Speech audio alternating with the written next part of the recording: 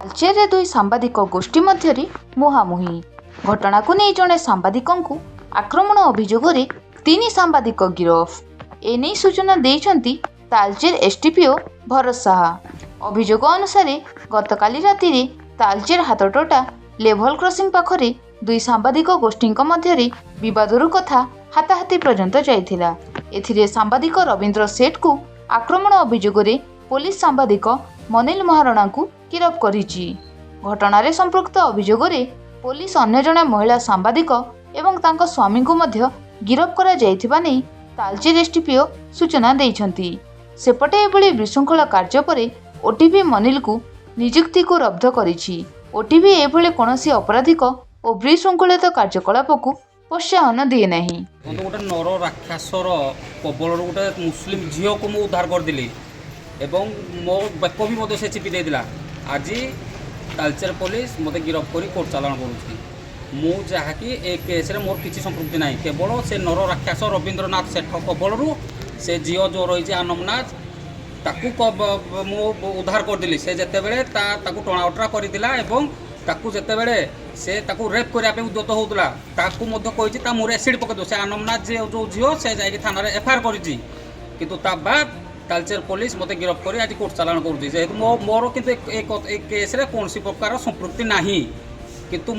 जेहेतु गोटे रेपुटेड संस्थार काम करुँची मोर रेपुटेशन को खराब करने आज गोटे मिली भगत रे गोटे सिस्टम मो विरुद्ध गोटे लगे मत कोर्ट चालाण पुणी जेल पठा यही भाया केस रे गोटे नर राक्षस कबल जो झील माँ भौणी मानक आम जो रक्षा नकरी ताले मु कि मोर तो छुआ मुझे भाया थरे नुह 100 थर जेल जावाई प्रस्तुत। गतकाली सांबादिक रवींद्र सेठी अभियोग करते से पड़ता समय सांबादिक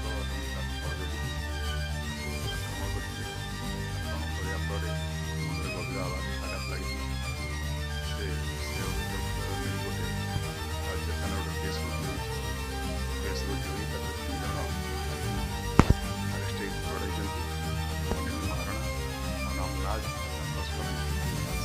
तीन जन आरेस्ट आउ जड़े पछरे आम गिरफ करने चेष्टा कर। खाली रात घटना थिला से कम सारी फेरुले घर को फल किणा समय एभली घटना होती मुंडर जेहेतु गभीर आघात लगी से अनुजाई 109 1 117 2 3 5 324 4 और 115 2 अर्थात पुराणा 307 धारा आईपीसी धारा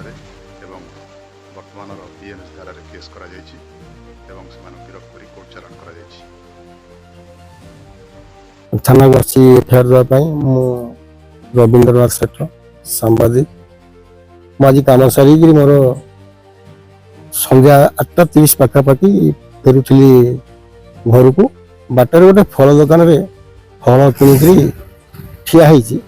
हठात गोटे स्कूटी रे आनम नाज बोली गोटे झील आसला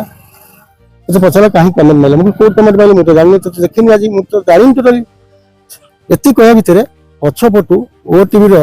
प्रतिनिधि मनिल महाराणा गोटे रड रे पिटी आरंभ कला पिटी चला आज्ञा पिटी एत आज्ञा चला जे मुझे हाथ देखी कि सेपटे हाथ देखी मुंड फाटीगला ब्लड जो अतिरिक्त है